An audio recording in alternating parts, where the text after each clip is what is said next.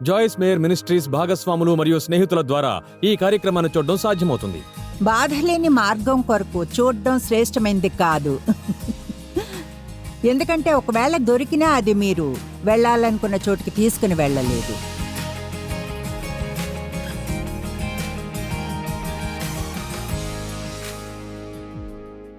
మనం ప్రాణాన్ని స్వస్థపరచడం గురించి మాట్లాడుకుంటున్నాం. మీరొక ఆత్మ, మీకు ప్రాణం ఉంటుంది, శరీరంలో నివసిస్తారు. అందరం చూడగలం మీ శరీరాన్ని, అయితే మీ లోపల ఏం జరుగుతుందో మేము చూడలేము. తెలుసా, అందరం చాలా బాగానే నటించగలం. చాలా సార్లైతే అంతా బాగానే ఉన్నట్లు ప్రవర్తిస్తాం, అసలైతే ఏది బాగా ఉండదు. కొన్నిసార్లైతే మనం మనంగానే బాగా నటిస్తూ ఉంటాము. మన జీవితంలో చాలా పెద్ద గందరగోళం జరుగుతున్నా కానీ దాన్ని పట్టించుకోకుండా వదిలేస్తాం, ఏదో మనం ఒకలా దాంతో జీవించడం నేర్చుకున్నట్లుగా. ఆశ్చర్యంగా ఉంటుంది ఎంతమంది ఆనందం, శాంతి, వాళ్ళు ఏది పొందగలరో ఆ స్థాయికి చాలా క్రిందగా జీవిస్తారు. అంటే అయితే వాళ్ళ స్థితిలో చాలా కాలంగా ఉన్నారు, ఏమైనా తప్పుందని వాళ్ళకు తెలియదు. చాలా కాలం పని చేయకుండా ఉండి ఎలా చేయాలో మీ పని చేయకుండా ఉండడంలో అనేది నేర్చుకుంటారు. మీకెంతో మంచి జీవితం ఉందన్న విషయాన్ని గుర్తించరు కూడా. మీరొకటి తెలుసుకోవాలి, యేసు అన్నాడు దొంగతనానికి, హత్యకు, నాశనం చేయడానికి వస్తాడని. అయితే ఆయన అన్నాడు, నేను వచ్చింది మీరు జీవితాన్ని ఆనందించాలని, సమృద్ధిగా పొంగి పొర్లేంతగా ఆనందించాలని. మా టీవీ కార్యక్రమం పేరు ఆనందించాలి ప్రతిదినం జీవితం. ఎందుకంటే యేసు మనల్ని రక్షించింది పరమనందు గృహానికి చేరుకునే మధురమైన దినం వరకు దుఃఖంగా ఉండడానికి కాదు. క్రీస్తుని స్వీకరించిన క్షణం నుంచే మన నిత్య జీవితం మొదలవుతుందనుకుంటాను. అప్పుడు మనం బహుశా యేసు మరణించి మనకిచ్చిన జీవితాన్ని ఆనందించుకుంటే దేవునికి బాధ కలుగుతుంది. చూడండి, మన సమాజంలో మనం ఎంతగా పనిలో లీనమైపోయి ఉంటామంటే బహుశా కొన్నిసార్లు మనం మర్చిపోతాము. ఏమనంటే దేవుడు 6 రోజులు అంతటినీ సృష్టించిన తర్వాత విశ్రాంతి తీసుకున్నాడని. అందుకనే ఆదాం మొదటి పూర్తి దినమంతా ఈ భూమి మీద విశ్రాంతి దినమే. మనం దానిని తలక్రిందులు చేసే పని అన్నిటికంటే ఎక్కువగా మహిమ పరిచి, నిజమే మనం పని చేయాలి, సోమరిగా ఉండొద్దు. అయితే దేవుడు మిమ్మల్ని, మీ జీవితాన్ని ఆనందించాలంటాడు. మీ కుటుంబాన్ని ఆనందించాలని, మీ పిల్లలను, వాళ్లను పెంచకండి, ఆనందించండి. పెళ్లి మాత్రమే కాదు, ఆనందించండి. నేను వెనక్కి వెళ్ళి దాన్ని ప్రయత్నిస్తే బాగుంటుంది. భార్య భర్తని ఆనందించాలని బైబిల్ చెప్తుంది. ఆమేన్. మీరంతా ఆ మాట విని మౌనంగా అయిపోయారు. వెనక్కి వెళ్ళి దాన్ని మళ్ళీ ప్రయత్నిస్తే బాగుంటుంది. భార్య భర్తను ఆనందించాలని బైబిల్ చెప్తుంది. Thank you. మీరు మిమ్మల్ని ఆనందించాలి. మీకు ఇల్లుంది, సమయం తీసుకుని ఆనందించండి. ఎప్పుడు శుభ్రపరచాలని సణుక్కుంటూ ఉండకండి, ఆనందించండి. మీ పని ద్వేషిస్తే వెళ్ళి ఆనందించేదాన్ని వెతుక్కోండి. మీకు నచ్చని వాటిని చేస్తూ జీవితాన్ని గడపకండి. మీకున్నది ఒక్కటే జీవితం, దాన్ని జీవించాలన్న నిర్ణయం తీసుకోండి. మీరు చేసేదానికంటే ఎంతమంది మీ జీవితాన్ని ఆనందించాలి? ఓకే, చూడండి, మనం ఊరికే ఉన్నామని ప్రతిరోజు ఏదో గడిపేసి ఎప్పుడు బ్రతుకున్నాంలే అనే స్థితిలో ఉండకండి. తెలుసా, నేను ఎదిగేప్పుడు నేను ప్రతిరోజు బ్రతుకుండడానికి ప్రయత్నించాను. 18 ఏళ్ళు ఎప్పుడు వస్తాయని ఎదురుచూసా. ఇంటిని వదిలి వెళ్ళి సంతోషంగా జీవించగలను అనుకుని. అయితే అనుకున్నాను, నేను పెరిగిన సమస్యల నుంచి దూరంగా వెళ్ళిపోతే ఆపై నాకే సమస్య ఉండదని. అయితే దాన్ని నాతో పాటు తీసుకుని వెళ్ళాను. అది నా ప్రాణంలో ఉండిపోయింది. అది నా జీవితంలోని ప్రతి చోట ఎంతగానో బాధించింది. నేను ఆదివారం నాడు చర్చికి వెళ్ళడం మొదలు పెట్టనంత వరకు, అయితే నిజంగా చూడండి, పూర్తి సమయం గంభీరమైన క్రిస్టియన్గా ఉండే వరకు. తెలుసా, ఆదివారం నాడు చర్చికి వెళ్ళడంలోనూ మరియు మీకివ్వడానికి యేసు మరణించిన జీవితాన్ని ఎలా జీవించాలో తెలుసుకోవడానికి అంకితమై ఉండడానికి పెద్ద తేడా ఉందని. దాన్ని మళ్ళీ చెప్పినా బహుశా టీవీలో చూసేవారికి దీన్ని వినాల్సిన అవసరం ఉంది. ఊరికే చర్చికి వెళ్ళడానికి చాలా తేడా ఉంది. మీ సమయాన్ని వెచ్చించి మీ చర్చి క్యాలెండర్లో చెక్ మార్కులు తెచ్చుకోవడానికి, దానికి మరియు నిజంగా దేవునితో మీ నడకను గురించి గంభీరంగా ఉండి క్రీస్తులా ఎలా ఉండాలో తెలుసుకోవడానికి అంకితమై యేసు మరణించి మీకిచ్చిన జీవితాన్ని జీవించడానికి మధ్య తేడా ఉంది. ఇప్పుడు చూడండి, మీతో కొంచెం సేపు బాధలేని మార్గం గురించి మాట్లాడతాను. తెలుసా, గాయపరిస్తే గాయపడతాం. అయితే అసమానంగా బాగైనా బాధిస్తుంది. అసలే మాత్రం బాధపడిన స్థితికి వస్తారు. అయితే ఎంతోమంది విరిగిపోయి ఉండడానికి ఉన్న కారణంలో భాగం స్వస్థత క్రమంలోనూ చెప్పాలంటే బాధ ఉండడం వల్లనే. చూడండి, మీకు మీరు గాయపరుచుకోగలరు, అది బాధ పెడుతుంది. అయితే మీరు స్వస్థత క్రమంలో ఉన్నప్పుడు అది బాధిస్తుంది, అవునా? కనుక మీరు అర్థం చేసుకోండి. మీరు కానీ నాతో పాటు ఈ ఉదయం నిర్ణయించుకున్న వారైతే ఏమనంటే, మీరు జీవితాన్ని పైకి తీసుకెళ్ళడానికి సిద్ధంగా ఉంటే ఇక్కడ ఉండి కేవలం శ్వాసించడం కాదు, కానీ జీవితాన్ని పొందాలి అని, యేసు మనకి ఇచ్చిన శ్రేష్టమైన జీవితాన్ని పొందాలి అని నేను మీతో నిజాయితీగా ఉండి చెప్తున్నాను. అదంతా అంత సులువుగా ఉండదు అని. ఒకటైతే బాగుపడ్డానికి మీరు ఎక్కడున్నా దాని గురించి ఎన్నిటినో ఎదుర్కోవాల్సి ఉంటుంది. యేసన్నాడు, మీరు నా వాక్యంలో గానుంటే సత్యాన్ని తెలుసుకుంటారు, అది మిమ్మల్ని విడుదల చేస్తుంది. మరెవరిని గురించిన సత్యమో విడుదల చేయలేదు. అది నా గురించిన సత్యం. నేను సత్యాన్ని ఎదుర్కోవడం, నాకు సమస్యలు ఉన్నాయని, నేను తెలివిగా ప్రవర్తిస్తూ అధికారం చేస్తున్నానని, నేను ధైర్యంగా ఉన్నట్లు ప్రవర్తించిన అభద్రంగా ఉండేదాన్నని, నిజంగా లోపల మనసుల్లోతుల్లో అభద్రంగా ఉండేదాన్ని. మీ గురించి మీరుగా నిజాయితీగా ఉండడం అనేది మీ జీవితంలో ఎప్పటికైనా చేయగలిగే ధైర్యమైన పని.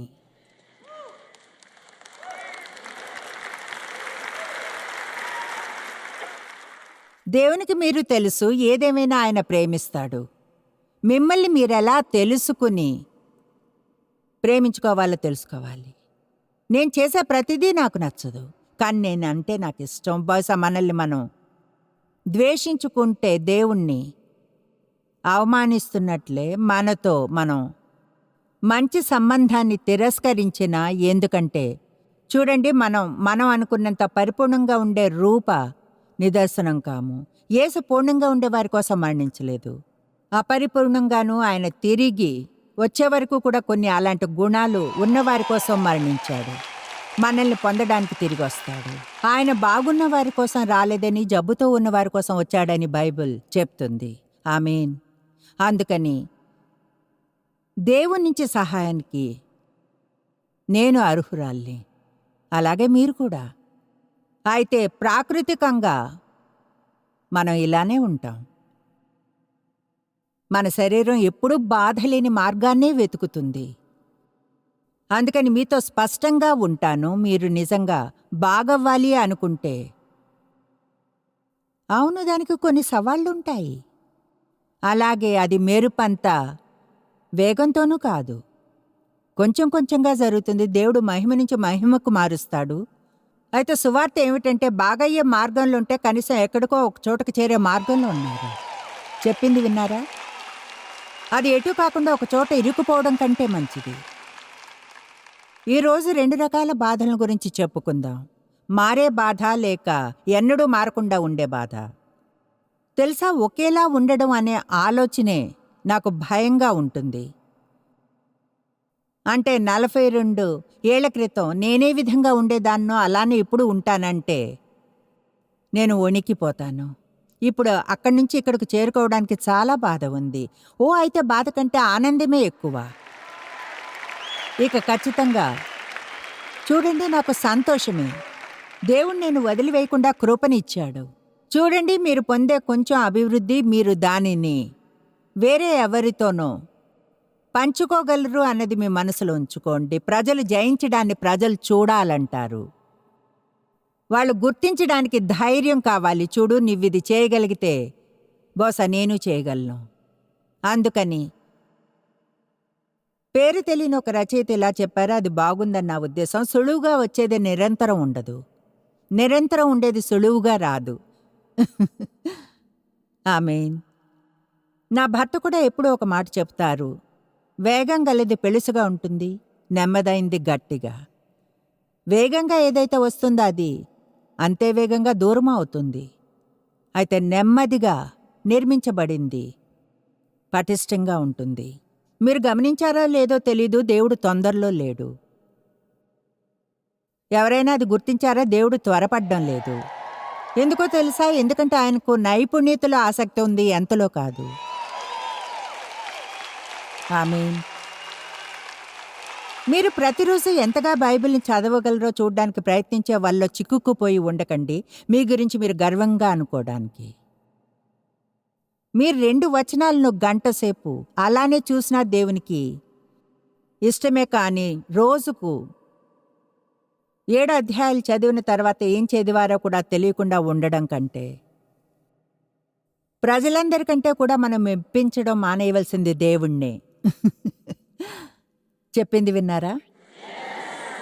ఎందుకంటే మనం ఆయనకి తెలుసు కనుక నైపుణ్యత ఎంత మొత్తం కంటే అంత తొందరలో ఉండకండి. ప్రతిదాన్ని సులువుగా ఉండడానికి చూడటం మానాలని తెలివి తెచ్చుకోండి.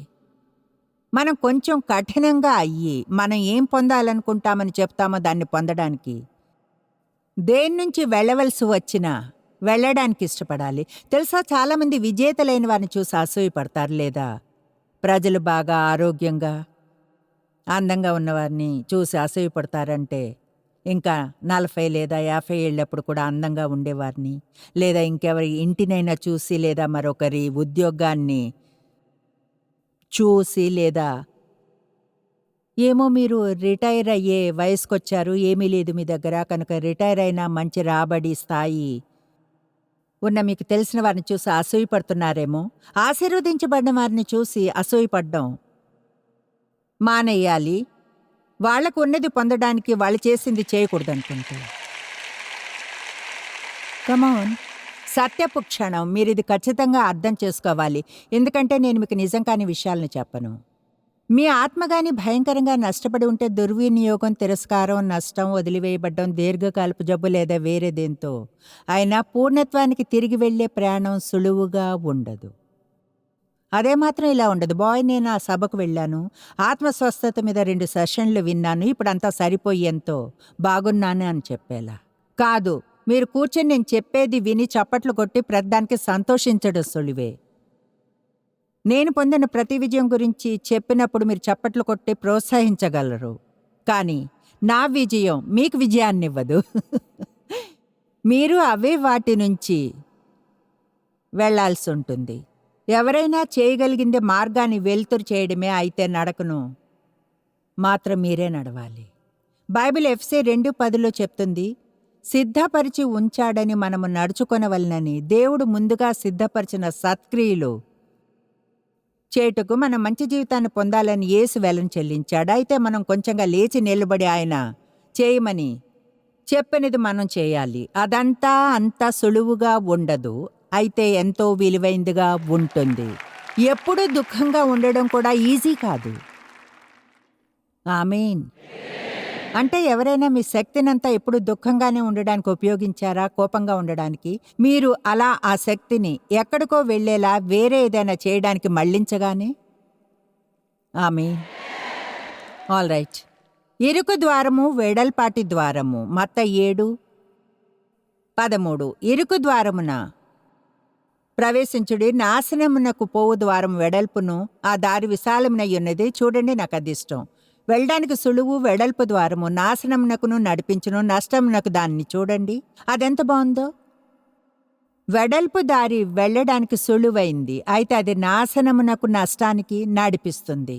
దాని ద్వారా ప్రవేశించేవారు అనేకులు దాని ద్వారా ప్రవేశించేవారు. మీరుగానే ఆ దారిలో వెళ్తే ఎన్నడూ ఒంటరిగా ఉండరు. ఆ దారిలో ఎప్పుడూ ఎంతోమంది ఉంటారు. జీవమునకు పోవు ద్వారము ఇరుకును, ఆ దారి సంకుచితమును అయ్యున్నది, దానిని కనుగొనువారు కొందరే. మీకో విషయం చెప్తాను. బాధ దాదాపు దాని అర్థం అభివృద్ధే. ముఖ్యంగా ఈరోజు మనం మాట్లాడుకునేది ఆ రకపు బాధను గురించే, సరైన ఎంపికలు చేసుకునే బాధ. మీకు విషయం చెప్పనా? మీ మీ పట్ల మంచిగా లేని వారి పట్ల మంచిగా ఉండడం చాలా కష్టం. కమాన్, దాన్ని నేను మళ్ళీ చెప్పాలా? మిమ్మల్ని గాయపరిచిన వారిని క్షమించడం కష్టం. మీ శత్రువుల కొరకు ప్రార్థించడం వినోదం కాదు. అదే ఆత్మిక పూర్ణతను గురించిన విషయం. అది సులువైంది అయినా కాకున్నా దేవుడు చేయమని చెప్పింది చేయడం గురించి. యేసు అనుభవించిందంతా సులువైందని అనుకుంటారా? గెస్సెమనే తోటలో ఆయన ఎంత ఒత్తిడిలో ఉన్నాడంటే రక్తమే చెమటగా కారింది. ఇక్కడ కూర్చుని వినడానికి ఒక అవకాశం కలిగింది. మీకేం జరిగి ఉన్నా సరే మీ భవిష్యత్తుకై నిరీక్షణ ఉందని చెప్పడానికే ఉన్నాను. లోకంలో అంతగా సువార్త లేదా? అయితే ఇక్కడ ఈరోజు సువార్త ఉంది. ఈ రోజు నా వద్ద సువార్త ఉంది. మీ పాపాలకు ముందే వెల చెల్లించబడింది. నిజం చెప్పాలంటే వినోదమైంది ఇదే. దేవుడు ముందే మన కోసం ఎప్పటికైనా చేయవలసిన ప్రతిదీ యేసు ద్వారా చేసేశాడు. అది ముందే చేయబడింది. ఆయన చేయాలని మనం నిరీక్షించడం లేదు. ఆయన ముందే చేసేశాడు. మనం దాన్ని నమ్మాలని నిరీక్షిస్తున్నాడు. మీరు గాని ఈ ఇరుకు మార్గాన్ని తీసుకోవాలనుకుంటే దాన్ని పొందడానికి చేయవలసింది చేయాలని తీర్మానించుకుంటే ఒక గొప్ప జీవితాన్ని పొందకుండా మిమ్మల్ని ఏది ఆపలేదు. అయితే అదంతా సులువుగా ఉండదు. దేవుడు సులువుగా ఉండేది మన కోసం అభిషేకించలేదు. కష్టమైన వాటి కొరకే మన జీవితంలో పరిశుద్ధాత్మ శక్తి మరియు అభిషేకం ఉన్నాయి. కష్టమైన విషయాలకు ఎవరైనా దేవుడు లేకుండా శోధనలో శ్రమలను పొంది సంతోషంగా ఉండలేరు. కానీ మనం ఉండగలం. కమాను, మనం ఉండగలం. ఎందుకంటే మన పక్షాన ఎవరో ఉన్నారు. గలతీయ 6:9 చెప్తుంది, మనము మేలు చేయుట యందు విసుకక అలయక ఉందుము. ఏది మంచి అది చేస్తూ అలసిపోకండి. ఎవరినైనా వాళ్ళు మీ పట్ల మంచిగా ఉండడానికి ముందు చాలా కాలం వారి పట్ల మంచిగా ఉండాలి. దాన్ని మళ్ళీ చెప్తాను. ఎవరైనా మీ పట్ల మంచిగా ఉండడానికి ముందు చాలా కాలం వారి పట్ల మంచిగా ఉండాలి. అయితే ఇక్కడ రహస్యం ఉంది. దేవుని నుంచి మంచి ఫలితాన్ని పొందడానికి మనమేమి చేస్తామో అది చేయడం మానేయాలి. అది మంచిది కనుక మంచిని చేద్దాము. అలాగే దేవునికి ఏది మంచో దాన్ని చేద్దాం. అందువల్ల మనం ఇక్కడ ఉన్నంతకాలం ఏది మంచో దాన్నే చేయడానికి కమిట్ అవుదాం. ఆ తర్వాత ఫలితాలను దేవుని హస్తాలకు వదిలేసి, బహుశా నాకు ఇక్కడ చాలా ప్రతిఫలం ఉందేమో, అయితే నేను ఇక్కడ నా ప్రతిఫలాన్నంతా పొందకుంటే గ్యారంటీగా చెప్పగలను ఇక్కడ నా పని అయిపోయాక తప్పకుండా ఉంటుందని. మీకెప్పుడైనా ఈ మధ్య అనిపించిందా నిశ్చత్వం చాలా కాలమని? ఎప్పటికీ అనేది నిజంగా చాలా దీర్ఘకాలము. బహుశా మనం మన సమయాన్ని అక్కడి కొరకు ఏర్పాట్లు చేసుకోవడంలో ఎక్కువగా వెచ్చించాలనుకుంటాము. ఇప్పుడు నా యొక్క ప్రతి విషయంలోనూ సమయం వెనక్కి వెళ్తుందని ఆశిస్తా. బాయ్, రోజు అద్భుతంగా ఫీల్ అయితే బాగుంటుంది. ఎవరు ఎన్నడూ నాకు కష్టాన్ని ఇవ్వకుండా, అందరూ నన్ను ప్రేమించి, ఎవరు ఎన్నడూ తిరస్కరించకుండా ఉంటే అంతా హాయిగా ఉంటుంది. అయితే తెలుసా, అది ఏమాత్రం జరగదు. కానీ దేవుని కృప మరియు దయచేత నేను ఆ పరిస్థితుల్లోంచి ప్రతి ఒక్క దాంతోనూ యేసు ఎలా స్పందించాడో అలా స్పందించడం కొనసాగిస్తా. నాకు తెలుసు ఇక్కడ నా పూర్తి ప్రతిఫలాన్ని పొందకున్నా ఇక్కడి నుంచి వెళ్ళేప్పటికీ నా కోసం అది ఎదురు చూస్తుంది. ఎంతమంది మీరు ఎప్పటికీ జీవిస్తారని నిజంగా నమ్ముతున్నారు? ఓకే. రోమా 14, ప్రతివాడును దేవుని ముందు నిల్చుని తన జీవితానికి లెక్క అప్పగించే సమయం వస్తుంది. నన్ను మరెవరి కోసమో జవాబు ఇవ్వమని అడగరు కనుక వారిని గురించి చింతించక్కర్లేదు. నన్ను నేను చూసుకోవాలి. కమాన్ నౌ, మీరు కానీ మంచినే చేస్తుంటే మిగతా వారంతా చేస్తున్న దాన్ని గురించి ఎక్కువగా చింతిస్తాం. చూడు, నువ్విది చేయాలి, నువ్వు అది చేయాల్సింది, నువ్వు ఇది చేయాలి, నువ్వు అది చేయాల్సింది. మనం మన గురించే పట్టించుకుందాం. నేను మంచినే చేస్తున్నాను అన్నది నిశ్చయించుకోండి. మనం మేలు చేయటి ఎందు విసుకక ఇందుము. మనము అలయక మేలు చేసితిమేని తగిన కాలమందు, అది ఏదైతేనే ఆ విషయం గురించి ప్రోత్సహించబడతాం, అదెప్పుడో మనకు తెలీదు. తగిన కాలమందు అంటే అర్థమేమిటి? దాని అర్థం పరిచర్య కొరకు నేను నమ్ముతున్న ఎన్నో విషయాలను దేవుడు చేయాలని నిరీక్షిస్తున్నప్పుడు గతంలో ఆ రోజుల్లో పరిశుద్ధాత్మ కుమ్మరింపు ఎక్కువగా ఉన్నప్పుడు చర్చి ద్వారా చాలామంది వచ్చిన వారున్నారు, వేరువేరు ప్రజలకు ప్రవచించారు. నేను మీకు చెప్పలేను కూడా ఎన్నిసార్లు ఎవరో ప్రేక్షకుల్లోంచి నా వైపు వేలు చూపుతూ అన్నారు, ప్రభు చెప్తున్నాడు, మేలు చేయట ఎందా విసుకక ఇందుము అలేక మేలు చేస్తుమని తగిన కాలమందు పంట కోతుము. మొదట కొన్నిసార్లు ఉత్సాహపరిచింది, తర్వాత అలసిపోయాను. ఎందుకంటే అప్పటికీ నాకేమీ గతంలో కంటే ఎక్కువగా తెలీదని గుర్తించాను. అయితే ఒకటి మాత్రం నిశ్చయం, మీరు సిద్ధంగా ఉన్నారని దేవునికి తెలిసినప్పుడు దేనికోసమైనా సరే ఆయన మిమ్మల్ని ఏర్పరుస్తున్నా, కమాన్ చూడండి, దేవుడు మిమ్మల్ని దేనికోసం సిద్ధపరుస్తున్నా సరే దేవునికి తెలిసినప్పుడు నరకంలోని ఏ అపవాది మీరు దాన్ని పొందకుండా ఆపలేడు.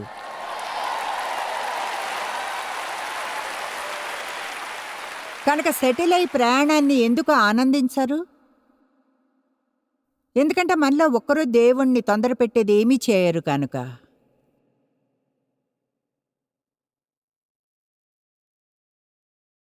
ఏది మంచో దాన్ని చేస్తున్నప్పుడు అది బాధిస్తుంది. దాని అర్థం ఆత్మిక అభివృద్ధిని చెందుతున్నాం. అది ఆలోచించండి. ఆత్మిక పరిణతి అంటే కష్టమైంది చేస్తున్నప్పుడు దేవుని పట్ల విధేయత ఉండాలి. మనం ఎంతగానో ఉత్సాహపడతాం ఉచితం అనే పదాన్ని విన్నప్పుడు. చెప్తున్నాను, ఉచిత సభలు, ఉచిత పుస్తకాలు, ఫ్రీ. ఏమిటో తెలుసా? నాకు తెలీదు వాళ్ళు ఇప్పటికే చాలా ఉచిత వనరుల్ని ఇక్కడ ఇస్తున్నారా అని. మనం ఇంకా అలా చేస్తున్నామా మ్యాట్? అవును, ఇప్పుడు అంతగా చేయడం లేదు. ఎందుకో తెలుసా? ఎందుకంటే క్రిస్టియన్లు వాటి కోసం చంపేసుకుంటారు ఒకరినొకరు. అంటే తమాషా కనలేదు. అంటే గుంపులు మీ మీద పడాలని అనుకుంటే ఇక్కడ నిల్చుని ఇలా అనండి, నా దగ్గర ఉచితంగా ఇచ్చే కొన్ని పుస్తకాలున్నాయి, ఎవరికైనా కావాలా? ప్రజలు ఒకరినొకరు చంపేసుకుంటారు. అంటే వాళ్ళ పుస్తకాన్ని కొనుక్కోలేరని కాదు, మనకు ఫ్రీ అంటే ఇష్టం. అంటే మనం అనుకుంటాం నిజంగా ఏదైనా ఫ్రీగా వచ్చినప్పుడు దేన్నో పొందుతున్నామని. ఫ్రీగా అయితే తెలుసా, మీకు ఉచితం ఏది? ఎవరో వెల చెల్లించింది. కమాన్, రక్షణ ఒక ఉచిత వరం. అయితే యేసు వెల చెల్లించాడు, ఆయనకి ఖర్చయింది. ఈ సభ మీకు ఉచితమే, కానీ ప్రపంచవ్యాప్తంగా ఉన్న మా భాగస్వాములు మీరు వచ్చి ఇక్కడ కూర్చుని వారాంతాన్ని ఆనందించడానికి వెల చెల్లించారు. మేమలా చేస్తాం ఎందుకంటే మీరు వచ్చి సత్యాన్ని వినాలి, ఎందుకంటే సత్యం మిమ్మల్ని విడుదల చేస్తుందని తెలుసు. అలాగే మీరు వేరొకరుగా రూపాంతరం చెంది మరెవరికో మంచివి జరగడానికి దేవుని రాజ్యానికి ఇవ్వాలని అనుకుంటారని నమ్ముతాం. మిమ్మల్ని ఫూల్స్ చేసుకోకండి, నిజంగా ఏదీ ఉచితం కాదు. మీరు కొంచెం బరువు పెరిగితే దాన్ని తగ్గించాలి, అప్పుడు ఆకలితో ఉండాలి. అవునా? అవునా? మీరు టీవీలో చెప్పే కొవ్వుని కరిగించే బిళ్ళను కొని మీ డబ్బును వృధా చేసుకోకండి. ఎందుకంటే ఏమీ చేయకుండా మంచి ఫలితాన్ని పొందేలా చేసేదేమీ లేదు కనుక. కమాన్, అది అసలు పని చేయదు. మీరు అప్పుల్లో మునిగిపోతే ఇప్పుడు మీరు నిజంగా తెలివి తెచ్చుకొని అదనంగా పనిచేసుకొన్నిటిని కొనడం మాని చాలా కాలం ఉండాలి. అంతేగాని వెళ్ళి ఎవరినైనా వారి చేతులు మీ తల మీద ఉంచి ప్రార్థించమనగాని మీ అప్పులన్నీ మాయమైపోతాయనుకోకండి. కమాన్, మనకు కొంచెం బుర్రున్నట్లుగా ప్రవర్తించుదాం. బాధలేని మార్గం కొరకు చూడడం శ్రేష్టమైంది కాదు. ఎందుకంటే ఒకవేళ దొరికినా అది మీరు వెళ్ళాలనుకున్న చోటుకి తీసుకుని వెళ్ళలేదు. బాధలేని మార్గం కొరకు చూడడం శ్రేష్టమైంది కాదు. ఎందుకంటే ఒకవేళ దొరికినా అది మీరు వెళ్ళాలనుకున్న చోటుకి తీసుకుని వెళ్ళలేదని తెలుసుకోలేరు. మనకు త్వరగా అయిపోవాలి కాదంటారా? ఎక్కువగా మన ప్రార్థనలు, దేవా నాకు సహనాన్ని ఇవ్వు ప్లీజ్ త్వరగా అంటాం. ఇది బాగుంది తెలుసా, మష్రూమ్ రాత్రికి రాత్రే పెరుగుతుంది. ఎవరైనా ఒక రోజున మీ తోట బాగుండడం చూసి రెండో రోజున దానిలో మష్రూమ్స్ రావడానికి చూసారా? అయితే ఒక పెద్ద మర్రి చెట్టుకి లేక మామిడి చెట్టుకి చాలా సమయం పడుతుంది. మిమ్మల్ని ఒక ప్రశ్న అడుగుతాను. మీరు ఒక మష్రూమ్గా లేక పెద్ద నీతి వృక్షంలా ఉండాలనుకుంటారా? మనకు చాలామంది మష్రూమ్ క్రిస్టియన్లు ఉన్నారు. కమోన్. బైబిల్లో మనల్ని మష్రూమ్తో పోల్చి చెప్పే వచనం ఒక్కటి లేదు. కానీ ఇర్మియా 17:8 చెప్తుంది, వాడు జలముల వద్ద పోషించబడిన నాటబడిన చెట్టు వలె నుండును, అది కాలువల ఓరను, దాని వేళ్లు తన్నును, వెట్టకలిగినను దానికి భయపడదు, దాని ఆకు పచ్చగా ఉండును, వర్షము లేని సంవత్సరమున చింత నొందదు, కాపు మానదు. నో కమాన్, దేవుడు కోరుకునేది అదే. రాత్రికి రాత్రే బయటకు వచ్చే మష్రూమ్ని కాదు, ఎవరో ఒకరు వచ్చి పీకి పారవేసేలా ఆయన మనము దేవునిలో నాటబడి వేరూని ఉండాలంటాడు. అంటే దేవునిలో లోతుగా వెళ్ళిన ప్రజలు కావాలి. క్రీస్తులోనూ ఆయన ప్రేమలోనూ లోతుగా నాటబడి వేరూనిన వాళ్ళు దేవుని వాక్యపు సిద్ధాంతముల్లోనూ. అప్పుడు మీ జీవితంలో పెద్ద తుఫాను చెలరేగినప్పుడు ఇతరులు చూడలేని దేని నుంచో మీరు పోషణను పొందుతూ ఉంటారు. ఎందుకంటే మీకు వేరులున్నాయి, అవి ఎక్కడో ఇంకా పోషణను పొందుతూ ఉన్నాయి. అదే ఫలింప చేసేలా చేస్తుంది. కమోన్, ఒక ఏడాది పూర్తిగా కరువు వచ్చినా కాపు మానదు. ఎందుకంటే మీరు మీ జీవనాధారాన్ని మీ పరిస్థితుల నుంచి పొందడం లేదు, దాన్ని మీరు అంతకంటే లోతైన దేని నుంచో పొందుతున్నారు. మీరు మష్రూమ్గా ఉంటారా లేక నీతి వృక్షంలానా? మీరు ఒక బంపర్ స్టిక్కర్ని తీసుకుని మీ కారు మీద పడేసి మీ మెడలో ఒక సిలువను వేళ్లాడేసుకుని మనసొక యుద్ధరంగ స్టడీ బైబిల్ని మీతో తీసుకుని తిరుగుతూ ఉండగలరు. కానీ బైబిల్ చెప్తుంది వారి ఫలముల చేత తెలుసుకుందిరని. ఆమేన్. పూర్తి ఏడాది కరువు వచ్చినా మీరు ఫలిస్తూ ఉండగలరా? మీకేమీ సరిగ్గా జరగకుండా ఉంటే ఇతరుల మీద చిరాకు పడ్డానికి మీకు ఎంత సమయం పడుతుంది? ఎంతమందికి ఓ జీవో డిఈ అంటే ఏమిటో తెలుసు? ఓకే, కొంతమందికే. చూడండి, అదేమిటి అంటే అది ఎంత అనాకర్షితంగా ఉంటుందో అంతగా అన్నదాన్ని దేవుడు చేశాడు. దాన్ని నాకు వావ్. మీకు తెలుసా ఏమిటో? మనలో చాలామంది బాహ్యంగా అలానే ఉంటారు. మీరొక క్రిస్టియన్ అవ్వచ్చును, అప్పుడు చూడండి బాహ్యంగా మీరు అలానే కనిపిస్తారు, అయితే లోపలున్నది అదే. చూసారా? కనుక బహుశా అది అద్భుతమైన ఉదాహరణ. అదెలా అంటే, దేవా తమాషా చేస్తున్నావు, అసలు బాహ్యంగా అంత చెడుగా ఏదైనా కనిపించి లోపల ఎంత మంచిగా కనిపించగలదా?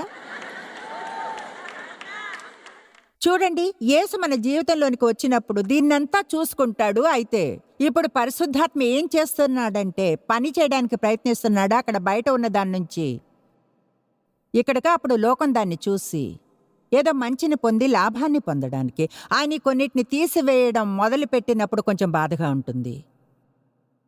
అయితే మంచి వాటి వెంటనే ఉంటాడు. నువ్వు టేబుల్ తీసుకెళ్ళొచ్చు మ్యాట్. ప్రపంచంలో డైమండ్స్ ఎంతో విలువైన నగల్లో ఒకటి. ప్రజలు మంచి క్వాలిటీ ఉన్న వాటికి చాలా డబ్బుని వెచ్చిస్తారు. కానీ తెలుసా, డైమండ్స్ చాలా చాలా నెమ్మదిగా రూపొందుతాయి. తెలుసా, కొన్నిసార్లు వేల సంవత్సరాల్లో అవి భూమిలో లోపలుంటాయి లేదా పర్వతాల్లో. అవి డైమండ్స్లా అవుతాయి.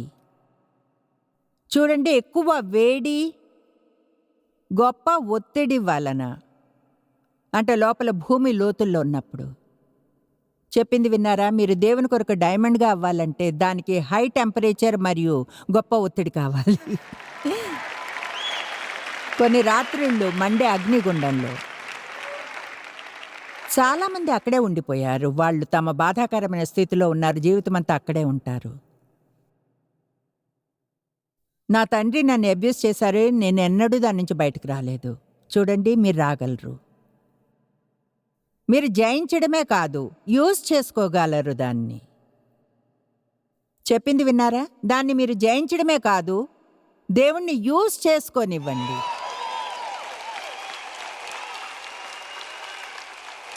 కష్టమైన దాని నుంచి వెళ్ళే ప్రతి ఒక్క దాని నుంచి మీరు కోరుకుంటే ఏదో ఒకటి పొందగలరు. ఒక విషయం తెలుసా?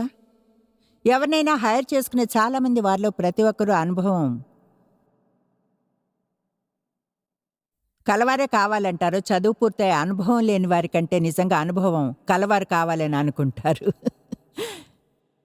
కనుక మీరు బైబిల్ చదివినా ఆ సిద్ధాంతాలను మీ జీవితంలో అన్వయించుకోనంత వరకు మీకు అనుభవం ఉండదు.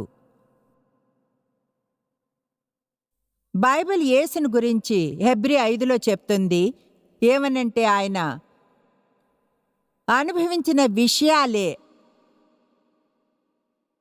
ఆయన మన రక్షకునిగా ఉండడానికి అర్హుని చేశాయని, ఆయన వేటి నుంచి వెళ్ళాడో వాటి వల్లనే ఆయన మన ప్రధాన యాజకునిగా ఉండే అర్హత కలిగింది. ఎందుకంటే ఇప్పుడు ఆయనకు మీకున్న బాధ తెలుసు, దాన్ని అర్థం చేసుకుంటాడు. ప్రజలకు సహాయం చేయాలనుకుంటే కొన్ని విషయాల నుంచి వెళ్ళాలి. నేను చెప్పింది నమ్ముతారు, ఎందుకంటే నేను దేని నుంచి వెళ్ళానో చెబుతాను మీకు. కనుక ఇది పనిచేస్తుంది అని చెప్పనవసరం లేదు, చెప్తున్నాను అది పనిచేస్తుందని నాకు తెలుసు. నేను ఊరికే గ్రంథాన్ని చదవను, సిద్ధాంతాలను అన్వయించుకున్నాను. మీకు చెప్పగలను. ఉదాహరణకు, మీరు మీ జీవితంలో ఎన్నడైనా చేయగల గొప్ప పని ప్రజలను క్షమించడం, మిమ్మల్ని గాయపరిచిన వారిని పూర్తిగా క్షమించడం. దానికి కొంత ధైర్యం కావాలి. తమని గాయపరిచిన వారిని ద్వేషిస్తూ ఎవరైనా జీవితం అంతా గడిపేయగలరు, బదులు తీర్చుకోవడానికి ప్రయత్నిస్తూ. అయితే దేవునికి ఇవ్వడానికి ధైర్యం కావాల్సి ఉంటుంది, ముందుకు సాగి సహాయం చేయడానికి ప్రయత్నించి జీవితంలో దేవుడు మీ దిక్సూచిగా ఉండడానికి. కమాన్. ఊరికే వృద్ధులైన ఒక మామూలు వ్యక్తి అందరిలా ప్రవర్తించినట్లు మీరు ప్రవర్తించకండి. అంతకంటే మెరుగ్గా ఉందాం. మన విడుదల కొరకు యేసు వెల చెల్లించాడని ఆయన సంతోషంగా ఉండనిద్దాం, ఎందుకంటే మనం మనతో నిజంగా ఏదో చేస్తున్నాం. ఆమేన్. మీరిప్పుడు దేని నుంచి వెళుతున్నా సరే, ఏదైనా సరే, దేని నుంచి ఇప్పుడు వెళ్తున్నా అది మీకు న్యాయంగా అనిపించదు, న్యాయం కాకపోవచ్చును. బైబిల్ ఎప్పుడూ చెప్పదు జీవితం న్యాయంగా ఉంటుందని, కానీ దేవుడు న్యాయానికి దేవుడని చెప్తుంది. దాని అర్థం ఆయన తప్పు వాటిని రైట్ చేస్తాడని. అది దేవుని యొక్క స్వభావపు గుర్తుల్లో నాకు ఇష్టమైన వాటిల్లో ఒకటే. అది ఆయన న్యాయానికి దేవుడు. దాని మీద బోధించడం నాకు ఇష్టం, ఎందుకంటే నాకు జరిగిన తప్పు విషయాలన్నిటిని ఆయన తీసుకుని వాటిని నా మేలుకై చేయడం చూశాను. అయితే ఈరోజు మీరు అది జరగాలని అనుకుంటే మీరు మీ వైఖరిని పూర్తిగా మార్చుకోవాల్సి ఉంటుంది. మీరు అనవచ్చు, నా సమస్యలకై ఎవరినో నిందించడం అనేది ఈరోజే చివరి రోజు అని. నాపై నేను జాలి పడ్డం కోసం వృధా చేసే చివరి రోజు ఇదే. నేను చేదుగా ఉండి పూర్తిగా క్షమాపణ లేమితో ఉండడం ఇదే చివరి రోజు. నేనది దేవుని విధానంలో చేస్తాను. కమాన్, నేను దేవుని విధానంలో ప్రయత్నిస్తాను. చేసి చూడండి ఏమవుతుందో. ఆ బాధ లేని మార్గం కోసం చూడకండి. ఒకరోజు డ్రైవ్ చేసుకుంటూ వెళ్తున్నాను, నో పార్కింగ్ అనే బోర్డుని చూశాను. ఎప్పుడైనా సరే నో పార్కింగ్. దాన్ని చూడగానే దేవుడు నాకు సందేశపు శీర్షికని ఇచ్చాడు. ఎప్పుడైనా శీర్షిక దొరికితే దాని వెంటనే సందేశం వచ్చేస్తుంది అనుకున్నాను. తెలుసా, ప్రజలు చేసేది అదే. వాళ్ళు తమ బాధలు అక్కడే ఉండిపోతారు. పార్క్ చేసుకుని చూడండి. 18 ఏళ్లప్పుడు నేను ఉన్న చోటనే ఇప్పటికీ ఉండిపోయి ఉండవచ్చును. చేదుగా, పగతోనూ, అధికారం చేస్తూ, మ్యానిపులేట్ చేస్తూ, ఎవరిని నమ్మకుండా, ఎన్నడూ మంచి సంబంధాన్ని ఉంచుకోలేకుండా. అయితే దేవుని విధానంలో ప్రయత్నించినందున ఇక్కడ మీకు సహాయం చేస్తున్నాను. ఇంకా మీకు తెలుసా, ఇశ్రాయేలు చాలా పెద్ద గందరగోళంలోనే ఉన్నారు. ఐగుప్తు నుంచి దేవుడు వారిని విడుదల చేస్తున్నాడు. వాళ్ళ కష్టమైన చోటుకొచ్చారు. వాళ్ళ వెనుక ఐగుప్తీయుల సైన్యం ఉంది, ముందు ఎర్ర సముద్రం ఉంది. వాళ్ళు మోషేకు మొరపెడుతున్నారు. మోషే ఏమో దేవునికి మొరపెట్టాడు. నిర్గమ 14:15లో అంతలో యెహోవా మోషేతో, నీవేళ నాకు మొరపెట్టుచున్నావు, సాగిపోడే అని ఇశ్రాయేలుతో చెప్పుము. కనుక మీకోసం నా వద్ద ఒక వాక్యం ఉంది. ఊరికే కూర్చొని మీ గతం గురించి ఏడుస్తూ దుఃఖించడం మానేయండి. దేన్ని పొందలేదో, ప్రజలు మీకేం చేశారో, మీకు ఏమి చేయలేదో మర్చి ముందుకు సాగిపోండి. కమాన్, మీరున్న చోటు నుంచి బయటకు రండి. ఎక్కడికైనా వెళ్లే సమయం ఇది.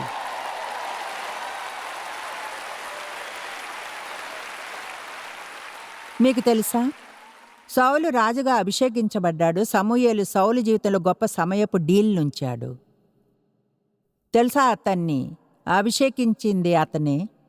ఖచ్చితంగా అక్కడ ఎక్కువగా అన్నీ చూసుకుంటూ తర్ఫీదుని ఇవ్వడం జరిగి ఉంటుంది. సౌలు అసంతోషంగా అయ్యాడు. అతడు వెంటనే దేవునికి ఎదురు తిరిగి అనుకున్నాడు. దేవుడు అతన్ని ఏం చేయమని చెప్పాడా, అది చేయనవసరం లేదని. దేవుడు చేయమనేది కొంచెం, తను చేయాలనుకున్నది కొంచెం చేసి ఉండొచ్చును. ఇప్పుడే చెప్తున్నానా, అది పనిచేయదు. దేవుడు చేయమనే దానిలో కొంచెం చేసి, కొంచెం మీరు చేయాలనుకునేది చేస్తే దేవుడు మీరు పొందాలనుకునేది పొందలేరు.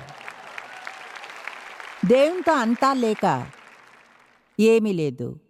కనుక దేవునితో రాజీ పడ్డానికి ప్రయత్నిస్తుంటే, కొంచెం దేవుడు చేయమని చెప్పింది చేస్తూ, కొంచెం మీరు చేయాలనుకున్నది, ఈరోజు నిర్ణయం చేసుకోవడానికి మంచి రోజు. ఒకటి, మీరు చివరి వరకు దేవునితో వెళ్ళడం, లేదా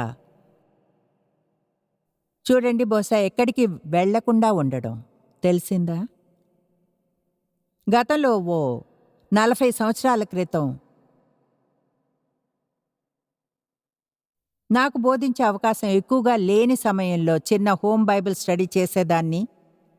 నాకేమీ తెలీదు. దేవుడు ఏదో పెద్దగా చేయడానికి పిలుపునిస్తున్నాడు, కానీ దానికి కావలసిన చదువు లేదు. నేను చేస్తున్నది ఆపి బైబిల్ స్కూల్కి వెళ్ళలేకపోయా. నాకు అప్పటికే 3 పిల్లలు.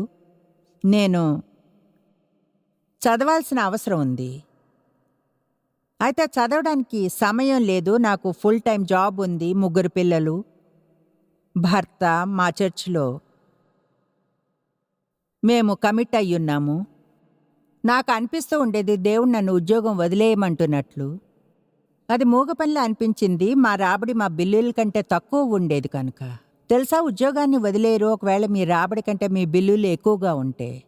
నాకు అనిపిస్తుండేది వదిలివేయాలని. నేను ఉద్యోగాన్ని వదిలి దేవుణ్ణి నమ్మాలని అనిపిస్తూ ఉండేది. అప్పుడు దాదాపు నెలకి $40 తేడా ఉండేది.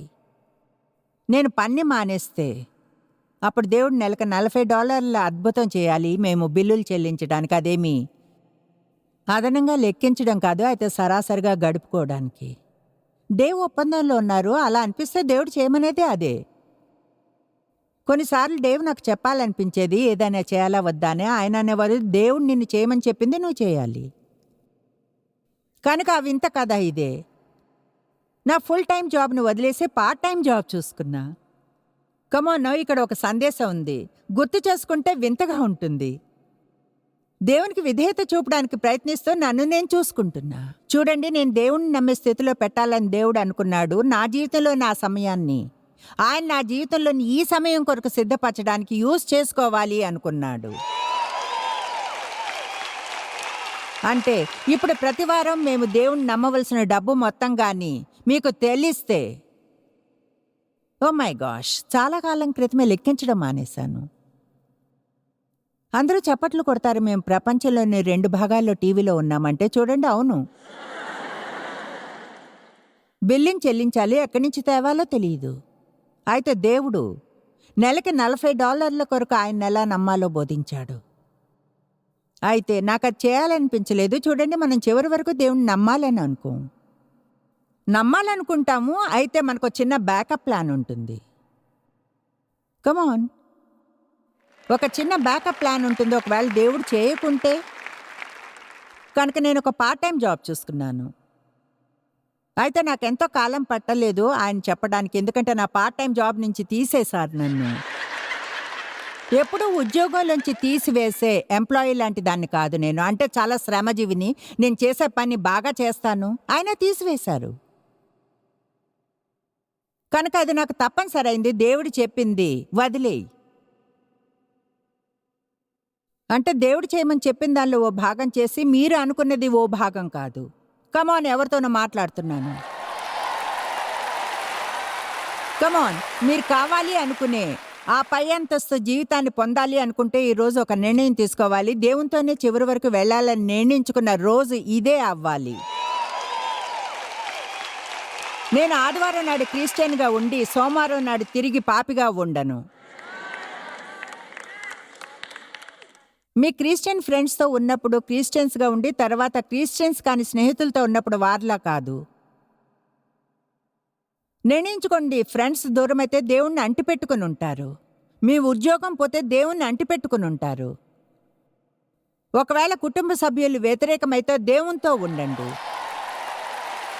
కమాన్, ఈ విషయంలో గంభీరంగా గానుంటే మీరు కొంచెంగా వెల చెల్లించాల్సి ఉంటుందేమో. రక్షణ అనేది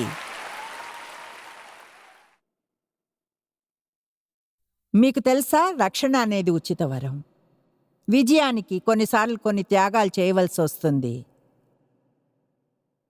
నిజంగా అంటున్నారా? సౌలు స్వయంగా ఒక సమస్యలో పడ్డాడు. దేవుడు నిర్ణయించుకున్నాడు, లేదు నువ్వు సరైన రాజువు కాదు, అందుకని రాజు అయ్యే అవకాశాన్ని పోగొట్టుకున్నాడు.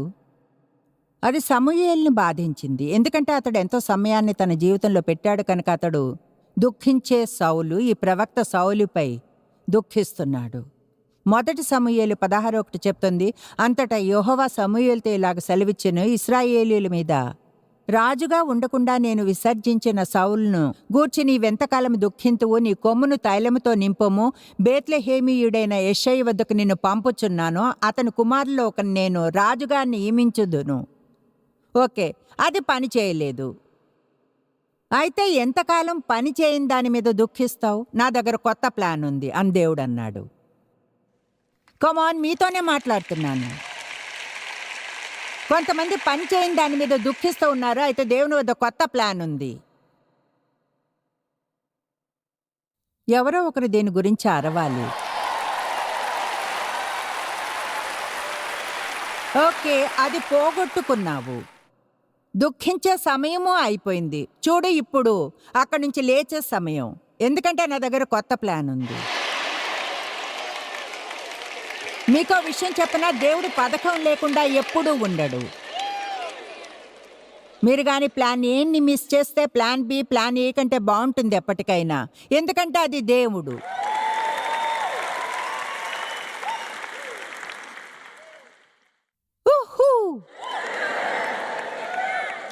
దేవుడు మనల్ని ముందుకు వెళ్లేవారిలా సృష్టించాడు, ఎన్నడూ వెనక్కి వెళ్లకుండా.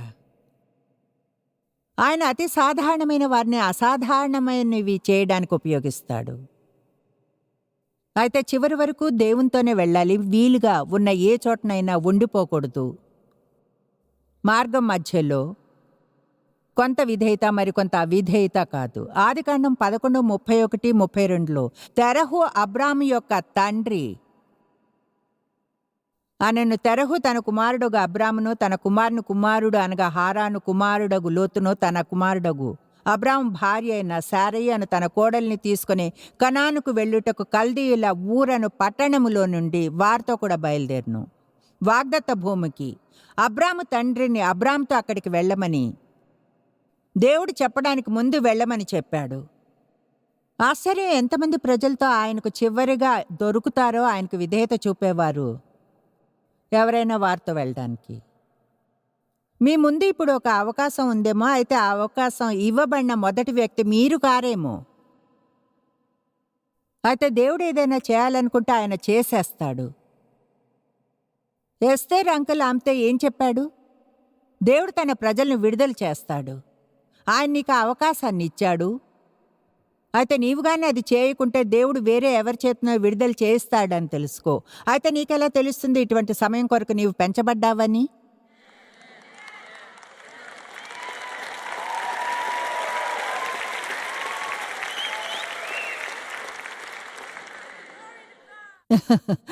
ఏదేమైతేనే తెరహు అబ్రాము, లోతు మరియు శారేలును తీసుకుని కనానుకు బయలుదేరి వెళ్ళాడు. వారితో కూడా బయలుదేరి హారాను మట్టుకు దాదాపు 150 మైళ్ళు ఊరకు వాయవ్య దిక్కుకు వచ్చి అక్కడ నివసించిరి. కమాన్, కొంతమంది సెటిల్ అయిపోయారు. దేనికోసమైతే అడుగు వేశారో దానికంటే చాలా తక్కువకే అయిపోయారు. అక్కడ ఎవరైనా మేల్కొని ఉన్నారా? ఇది అర్థం చేసుకోండి. తెరహు బ్రతికిన దినములు 205 ఏళ్ళు. తెరహు హారాన్లో మృతి పొందెను, నివసించిన చోటనే మరణించాడు. నేనొక సినిమాని చూశాను, దాన్ని చూడండి. పేరు the lady in the van. ఎవరైనా చూసారా? ఇక్కడే వాళ్ళు ఎవరు చూడలేదా? మీరు చూసారా? ఓకే, నేను 2 సార్లు చూశాను. నిజంగా జరిగిన కథ అది. చెప్పాలంటే ఆమె పార్క్ చేసిన చోటనే మరణించిన స్త్రీ కథ. ఇది నిజంగా జరిగిన కథ. ఆమె పేరు మిస్ షెపర్డ్. ఆమెకి ఇల్లు లేదు, జీవిక లేదు. లండన్లో 15 ఏళ్ళు ఒక పసుపు వ్యాన్లో జీవించింది. ఎలెన్ బెనెట్ అనే ఒక మనిషి డ్రైవ్ వేలో. ఆమె ఎక్కడ వీలుంటే అక్కడ ఆమె వ్యాన్ని పార్క్ చేసి దానిలోనే జీవనం గడిపేది. అయితే ఆమెకు ఏదైనా సహాయం దొరుకుతుందని తెలుసుకుంది, అంటే గవర్నమెంట్ సహాయం, ఆమెకు అడ్రస్ ఉంటే. అయితే అడ్రస్ లేదు కనుక ఆమె ఇతనితో అతని డ్రైవ్వేలో తన వ్యాన్ని పార్క్ చేసి ఉండడానికి, అంటే కొన్ని వారాలు ఉంటానని చెప్పి మాట్లాడి 15 ఏళ్ళు అక్కడే ఉంది. ఆమె అలా ఎందుకు జీవించింది? ఆమె యవనస్తురాలుగా ఉన్నప్పుడు గాయపడింది. నిజంగా ఆమె దేవుణ్ణి ఎంతగానో ప్రేమించింది. ఒక కాన్వెంట్కి వెళ్ళింది. అక్కడ కాన్వెంట్లో అధికారంలో ఉన్న సిస్టర్కి ఈమె నచ్చలేదు, నీచంగా చూసింది. ఆమె గొప్ప పియానో ప్లేయర్, పియానో వాయించడంలో గొప్ప వరం ఉంది.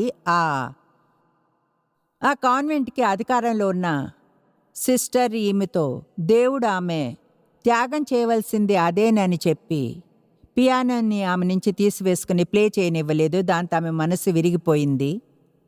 తర్వాత ముందులా ఎప్పుడూ లేదు. ఆమె కాన్వెంట్ని వదిలిపెట్టినప్పుడు ఈ పాత బీటప్ వ్యాన్ని కొనుక్కుని పసుపు రంగు వేయించుకుంది. డ్రైవ్ చేస్తుండగా ఒక అతను రోడ్డును దాటుతుండగా కారు గుద్ది మరణించాడు. అది హిట్ అండ్ రన్ కేసు అయింది, ఎందుకంటే భయపడి పారిపోయింది. ఆమె విరిగిన మనసుతో జీవితాన్ని గడిపింది, దోషిగా ఫీల్ అవుతూ. మానసికంగా దెబ్బతిని వ్యాన్లోనే ఉండిపోయింది. అందుకని ఆమె చివరికి చనిపోయినప్పుడు డ్రైవ్వేలో ఆ వ్యాన్లోనే చనిపోయింది.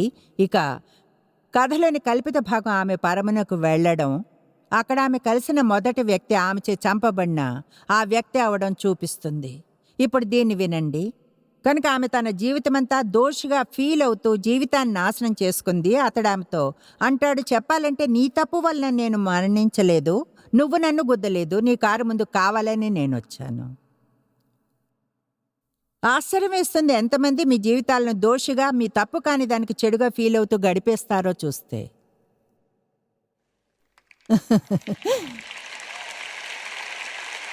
కమాన్ నా.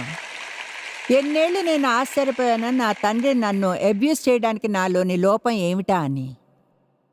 నాలోని లోపం ఏమిటి? నా తల్లి ఆయన నుంచి నన్ను దూరంగా చేసేంతగా ఎందుకు నన్ను ప్రేమించలేదు, ఎందుకు కాపాడలేదు?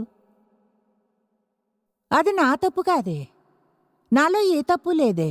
ఎవరైనా మిమ్మల్ని అవమానపరిస్తే అది ఏదో మీలో తప్పున్నట్లు కాదు. చూడండి, నా భర్త నన్నెందుకు వదిలేసి వెళ్ళిపోయాడు? నేను అందంగా లేనానా, లేక సన్నగా ఉన్నానా, లేక ఇంకా మంచిగా ఇలా ఉండాలా అలానా?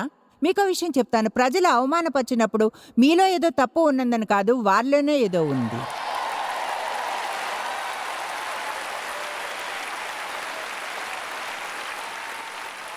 మీరు ఇలా అనే రోజు ఈ రోజే. నా గురించి నేను చెడుగా ఫీల్ అవ్వడం మానేస్తాను. ఎవరో నన్ను తిరస్కరించినందున, ఎవరో నన్ను అవమానపరిచారని నా గురించి నేను చెడుగా ఫీల్ అవ్వడం మానేస్తాను. నేను ఉన్న చోటు నుంచి ముందుకు కదులుతాను. నా బాధలో చాలా కాలంగా అలా ఉండిపోయాను, ఇప్పుడు అక్కడి నుంచి కదులుతాను. నేను పైకి ఎదగాలి. దేవుడు నాకు ఇచ్చే శ్రేష్టమైన జీవితం నాకు కావాలి. ఇప్పుడు నేను ముందుకు వెళ్ళే సమయం ఇది. చూడండి, మీరు ఒకరి బాధ మీద గురిపెట్టి వారి మిగతా జీవితమంతా మీరు అక్కడే ఉండాలనుకోకండి. మీరు దేని నుంచి వెళ్తున్నా సరే వెళుతూనే ఉండండి. మీ జీవితం కొరకు దేవుడు ఉంచిన విడుదలని చేరనంత వరకు భావుకమైన స్వస్థతను పొంది మీ అనుభవం వేరొకరికి సహాయకరంగా ఉండేలా దేవుని యూజ్ చేయనివ్వండి.